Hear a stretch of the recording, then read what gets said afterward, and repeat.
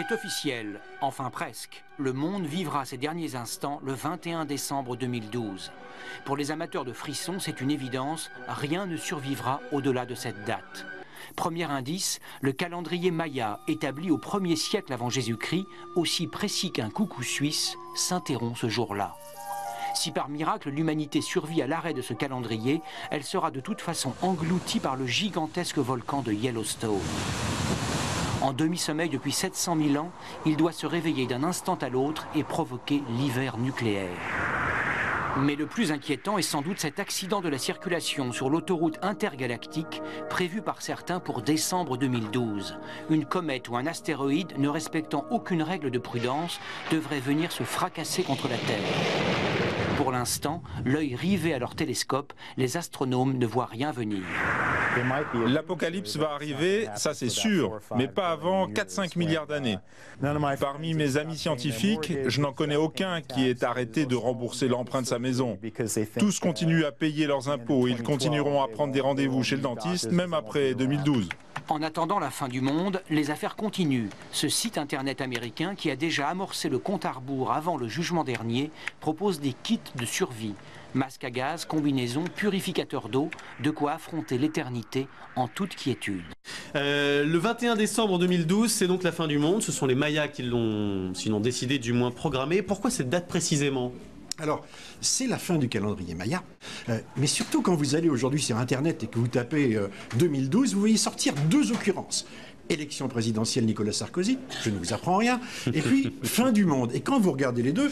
et les deux sont dissociés, on est d'accord. Les deux sont dissociés, et c'est vraiment les deux items qui apparaissent en premier. Et quand vous allez sur fin du monde, vous découvrez finalement quelque chose qui est incroyable, c'est que cette fin du monde annoncée pour le 21-12-2012 est peut-être la première fin du monde virtuelle et contributive. C'est-à-dire que en plongeant dans les sites qui en parlent, vous découvrez en fait des histoires mais absolument incroyables. Et ce livre a voulu justement essayer de les investiguer pour les comprendre et les expliquer. Alors parlons de ces indices qui nourrissent un peu ce fantasme 2012. D'abord, il paraît qu'en 2012, il y aura un alignement particulier des planètes. Faux. Absolument faux. Quand on regarde avec intérêt 2012, on se rend compte que les planètes finalement continuent à tourner comme d'habitude autour du Soleil, tout simplement parce que c'est la vie et que c'est depuis 5 milliards d'années ce qui se passe autour de notre étoile. Donc des conjonctions planétaires, il y en a, mais leur influence est quasi, enfin pas quasi, elle est nulle. Puisque vous parlez du Soleil, il paraît qu'il va briller plus intensément en 2012. Alors le Soleil a des cycles d'activité réguliers qui, je dirais, fluctuent, varient tous les 12 ans. Et effectivement, en 2012, on a un maximum d'activité sur le Soleil, mais les maximums, on en connaît depuis qu'on observe le Soleil, et en particulier, alors, qui vous amusera beaucoup, c'est que le trou d'activité qu'on a trouvé sur le Soleil dans l'histoire de l'observation du Soleil, c'était pendant le règne de Louis XIV, où c'était extrêmement plat, c'était le roi Soleil. Il paraît que la Terre aussi va perdre son champ magnétique et tomber dans un trou noir. Oui, alors ça c'est aussi un autre fantasme, c'est que vous savez que la Terre est protégée par un champ magnétique, c'est ce qui fait un bouclier naturel qu'on appelle la magnétosphère, qui nous protège finalement des éruptions du Soleil, des vents cosmiques, etc. Et que pour une raison qu'on ne connaît pas très bien sur le plan de la géophysique, eh bien régulièrement le pôle Nord devient le pôle Sud et s'inverse. On l'a déjà observé des centaines de fois dans l'histoire de l'humanité. Là, on regarde ce qui se passe aujourd'hui. C'est-à-dire la Terre se retourne d'un coup? Non, ça veut dire que ce qui était la boussole affichant le Nord devient le Sud. Mais c'est une inversion de polarité. C'est-à-dire que... Ça dure combien de temps? Alors ça peut durer quelques centaines, quelques milliers d'années, mais ça ne change rien. C'est-à-dire que la période intermédiaire, qui est celle du basculement, dure quelques milliers d'années. Mais là, encore une fois, c'est un fantasme. C'est-à-dire que c'est un cycle naturel dont on ne sait pas prévoir exactement la périodicité, mais je vous rassure, en 2012, il ne se passera rien non plus. Est-ce que vous pouvez nous raconter l'histoire de cette planète qui n'existe pas et qui pourtant devrait nous percuter en 2012, la planète Nibiru? Alors ça, c'est quelque chose d'absolument merveilleux, parce que un journaliste scientifique, avec plein de guillemets partout, américain, a écrit un bouquin expliquant qu'il existait une 10e planète qu'il avait lui-même trouvée en examinant des tablettes d'argile babyloniennes. Une source particulièrement fiable. Particulièrement fiable. C'était des astronomes, les Babyloniens, pointus. Mais simplement, ce fantasme de planète inconnue est revenu à travers cela. Et donc, il annonce que cette planète Nibiru donc revient avec un cycle de 3600 ans, c'est une planète inconnue qui revient tous les 3600 ans, mais qui est déjà passée. Et cette planète aurait frôlé la Terre, elle serait habitée par... Oui, on ne va pas rentrer dans le détail du fantasme absolu. Mais ce qui est merveilleux, c'est que vous avez là un fantôme, vous avez là quelque chose qui apparaît de nulle part. Alors, en revanche, ce qui n'apparaît pas de nulle part, ce sont quelques événements qui sont censés être un peu annonciateurs. Par exemple, le séisme récent en Haïti. La Terre tremble et tremblera toujours. Donc en fait, ce que vous découvrez en lisant tout ce qui, je dirais, alimente le fantasme 2012...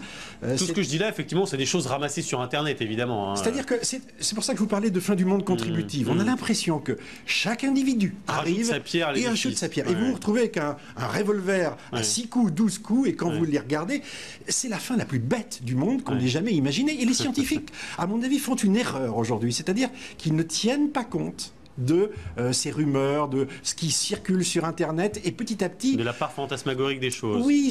Ils la traitent par le mépris un peu trop. Un petit peu trop, parce que comment dire, l'idée de fin du monde correspond dans l'idée de la société et de la civilisation à la baisse d'un certain nombre de valeurs, et en particulier celle de la connaissance, de l'éducation, de la liberté. Dans le sujet tout à l'heure, Gilles Boulot parlait du volcan de Yellowstone. L'éruption du volcan islandais a permis, sinon de donner les prémices d'une fin du monde, au moins de montrer que notre monde était finalement facile à enrayer, quoi, d'une certaine façon. Il n'y a rien qui dure toujours. Vous savez qu'il y a eu des prédécesseurs à l'homme. On va régulièrement visiter les musées dans lesquels on trouve les grands dinosaures. Ils ont vécu sur la Terre pendant 150 millions d'années. Nous sommes là depuis quelques millions d'années seulement.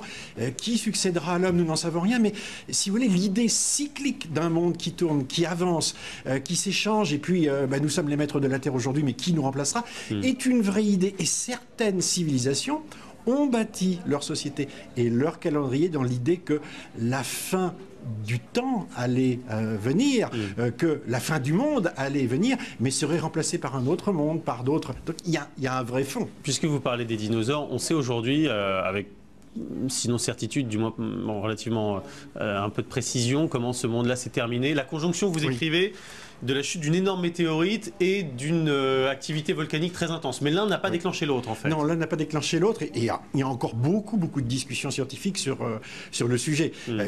Quand on regarde les couches géologiques, on se rend compte qu'il y a eu un événement tout à fait extraordinaire qui s'est passé il y a 65 millions d'années avec une couche antérieure où vous découvrez des fossiles d'une extrême richesse, et puis tout d'un coup, un accident, quelque chose de noir, comme une crêpe de deuil, et puis au-dessus, un monde qui a totalement changé. Donc on attribue aujourd'hui cet accident, cet événement marqué d'un trait noir dans les couches géologiques à la conjonction finalement d'un astéroïde qui serait venu percuter la Terre. On a découvert que c'était au Mexique, et puis vraisemblablement aussi d'une activité volcanique intense qui pendant plusieurs millions d'années a obscurci le ciel. D'un mot, est-ce que vous pensez que le débat récent sur le réchauffement climatique alimente aussi tous ces fantasmes sur 2012 ? Oui, absolument. Vous savez, nous vivons dans une époque de peur, dans une époque où on voit la fin, je dirais, d'un certain nombre de ressources, où le monde est terminé.